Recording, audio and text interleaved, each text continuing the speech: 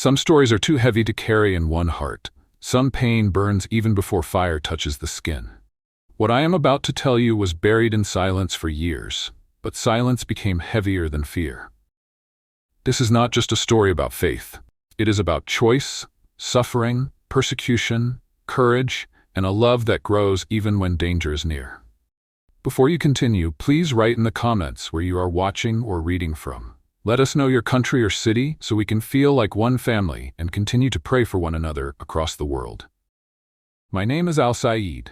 I was 19 years old in the year 2018 when my life began to split into two parts: the life everyone saw and the life I hid inside my chest.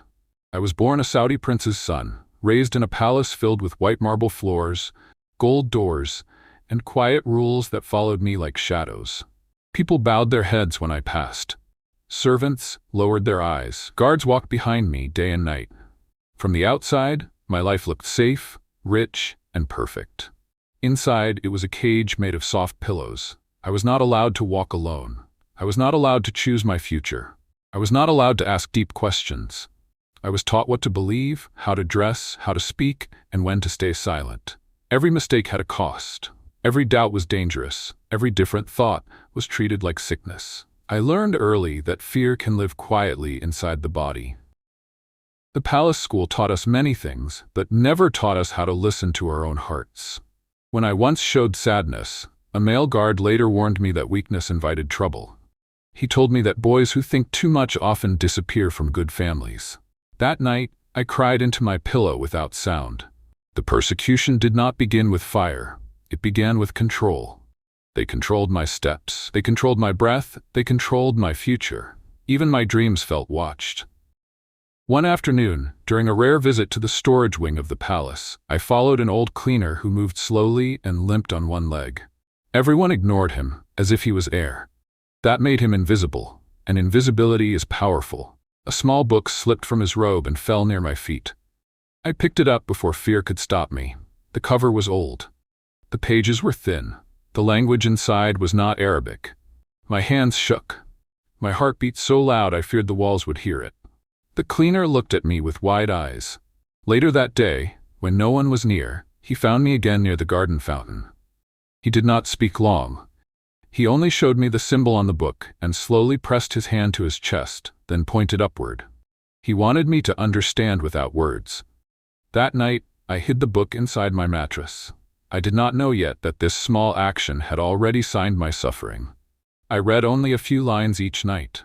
My door locked, my light covered with cloth, my ears listening for footsteps. I did not understand everything, but the words felt warm, like hands holding my broken thoughts together. For the first time I felt seen, but fear never left. The palace cameras watched the halls. The guards checked rooms without warning. My phone was searched often. Servants were questioned like criminals. I began to notice changes. 2 maids who smiled at me stopped coming. A tutor disappeared after asking me once if I believed everything I was taught. No one explained. In this world, silence is a warning.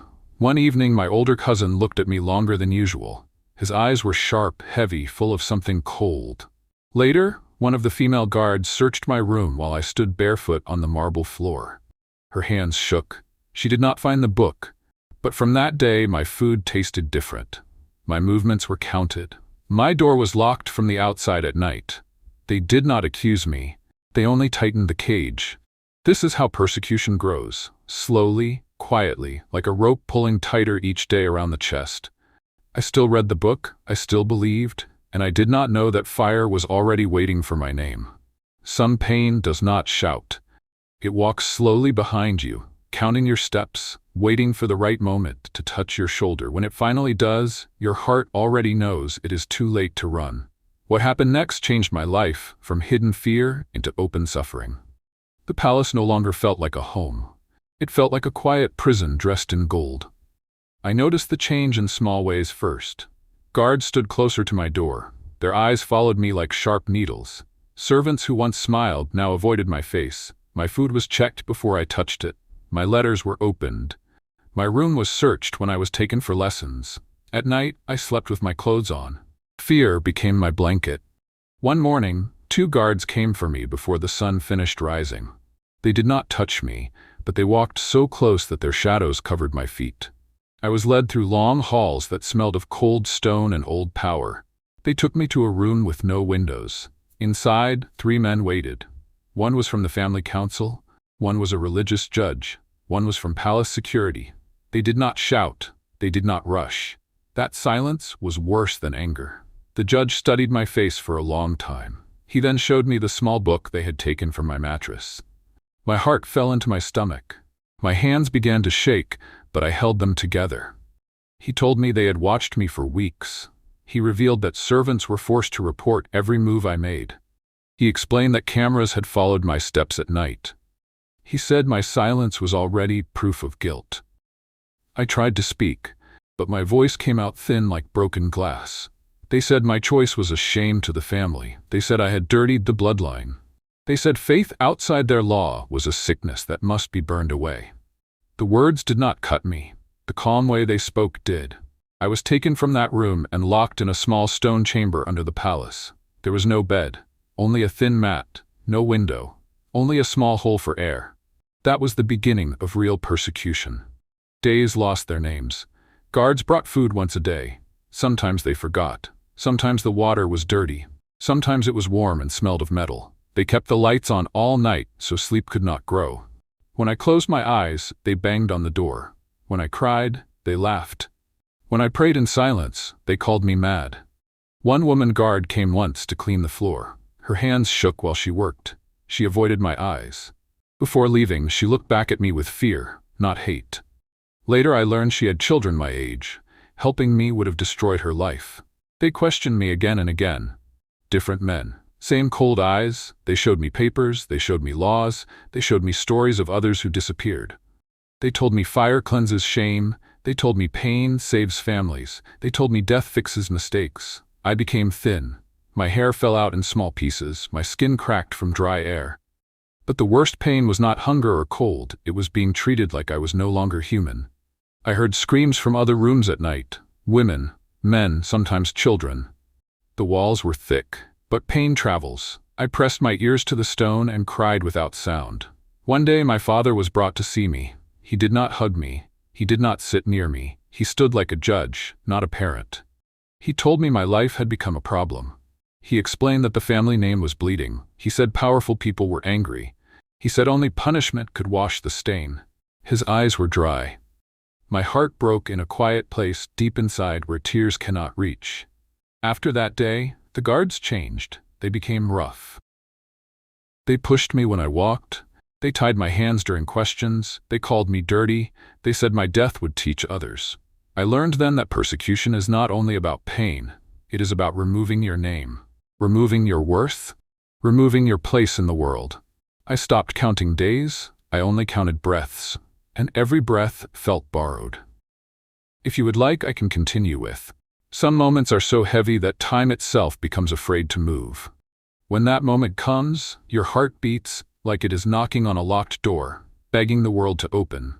This was the day fear stopped hiding and stood in front of me. They came for me before the sun rose. Heavy footsteps woke me. The metal door opened with a slow scream. Cold air touched my skin. My body was weak, but 2 guards lifted me like I was a small bag with no weight. They did not explain. They did not slow down. Chains were placed on my hands. The metal was cold and rough. It burned my skin even without fire. We walked through long halls I once knew as beautiful. Now they looked empty and far away, like a dream that had died. Servants stood by the walls. Some looked down, some looked away. One old woman wiped her face with her scarf. She did not speak, but her eyes told me she understood what this walk meant. Outside the air was sharp and dry. They put me in a dark vehicle. The engine growled like an angry animal. My body shook with each turn of the road. No one spoke to me. No one called my name. After a long time, the vehicle stopped. They pulled me out. I saw an open field behind high walls. Soldiers stood in lines. A few men in long robes watched from a distance. A wooden pole stood in the center. Around it was black ground, burned many times before. I understood. My legs stopped working. One guard pushed me forward. Another tied my hands to the pole. The rope was tight. My arms hurt. My feet barely touched the ground. People whispered. Some prayed. Some looked away. I searched for my father. He was there. He did not move. He did not cry. He looked through me, not at me. That hurt more than the ropes. A man from the court raised his hand. He read from papers I could not see. He listed my crime as if it was dirt on a shoe. He explained that my death would protect others from making the same choice. The crowd was quiet. Wind moved my hair across my face. My heart beat so hard I thought it would break my ribs. Fear wrapped around my chest like a snake. My mouth was dry. My body was cold. I remembered the small book. I remembered the peace I felt when I read it. I remembered feeling loved without fear. Tears filled my eyes, not because I was dying, but because I was dying for choosing love. Guards poured something dark on the ground around me. The smell was sharp and bitter. It filled my nose and made my head spin. My knees shook. My teeth clicked together. I wanted to scream, but no sound came out.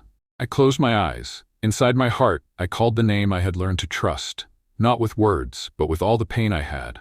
I felt small. I felt broken. I felt alone. Then the fire was lit. Heat rushed toward me like a wild animal. The air became heavy. Smoke climbed into the sky. People stepped back.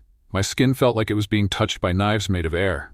I cried. My body twisted. The ropes cut into my arms. Everything became noise, heat, fear, and darkness. I thought this was the end, but something strange happened. The fire did not take me. The heat stopped at my skin. The smoke moved around me, not into me. The ropes loosened. I felt cool air on my face. The crowd began to shout. The guards stepped back. Some fell to their knees. I opened my eyes. The fire was still burning, but I was standing inside it, alive. Not burned, not broken, not dead. I felt hands that were not human holding my pain. I felt strength where fear lived before. I felt peace in the middle of death. And I knew my story was not finished. Some fires are meant to erase a life. Mine became the place where death stepped back and fear lost its power. What happened after the flames rose is something my heart still struggles to carry even today. If you are still reading, do not look away. What comes next is not easy, but it is real. I stood where fire should have eaten my bones. Smoke moved around me like a dark river, but it did not enter my lungs. Heat danced close to my skin, but it did not touch me. The ropes that held my arms fell apart like weak dust. My body shook. My knees bent. I did not understand how I was still breathing. The crowd did not understand either. People stepped back as if I had become something dangerous. Soldiers lifted their weapons, then dropped them again. Some men covered their faces. Some fell to the ground. Others ran. I took one step forward, then another. My feet touched black ground, burned many times before, but it did not hurt me. I was alive. But being alive did not mean I was free. Hands grabbed me. Rough hands. Angry hands. Fearful hands. They pulled me away from the fire as if I was a curse that could spread. They wrapped heavy cloth around my face and dragged me into a truck. My head hit metal. My back scraped the floor. Chains were placed on me again, tighter than before. No one asked how I survived. No one cared. They only cared that I still lived. I was taken to a hidden place outside the city. A cold building with thick walls and no windows. A place built for silence. They locked me in a small room with wet floors and iron bars. Then the real punishment began. They said I had embarrassed powerful men. They said I had made their law look weak. They said I had broken the fear that controls people. They wanted fear back. They beat me with sticks. They slapped my face until my ears rang. They kicked my legs when I fell. They tied my hands above my head until my shoulders burned. They left me hanging for hours. When my body dropped, they poured cold water on me to wake me. They did not allow me to sleep. They gave me dirty water. They gave me bread hard like stone. Sometimes they gave me nothing. They told me pain would fix my heart. They told me suffering would wash away my faith. They told me death was still waiting. My body became thin like paper. My lips cracked. My eyes sank deep. My back stayed open with wounds. But inside me, something stayed alive. Not loud, not angry, just strong. At night, I lay on the cold floor and remembered the fire that did not burn me. I remembered the peace that stood beside me when death was near. That memory became my food when hunger came. Days passed, maybe weeks. Time did not live in that place. One night, a young guard came alone. He did not carry a stick. He did not shout. His hands shook when he unlocked my door. He gave me water. He cleaned the blood from my face. He showed me his arms, covered in old scars. He revealed that he had seen many people die in this building. He revealed that most were buried without names. He showed me a small path behind the prison wall, hidden by broken stones. He did not want to be part of another death. That night, I walked, slow, weak, barefoot. Every step hurt, my feet bled on sharp rocks. My lungs burned in cold air, but I walked. We crawled through dirt. We crossed dry land. We hid from lights. Before morning came, I was across the border in the back of a truck, under sacks of food. I did not cry. I had no tears left. I only breathed. Today I live far away, in a small room with simple clothes, with scars that do not fade. I cannot go home. My name is still dangerous. My face is still unwanted.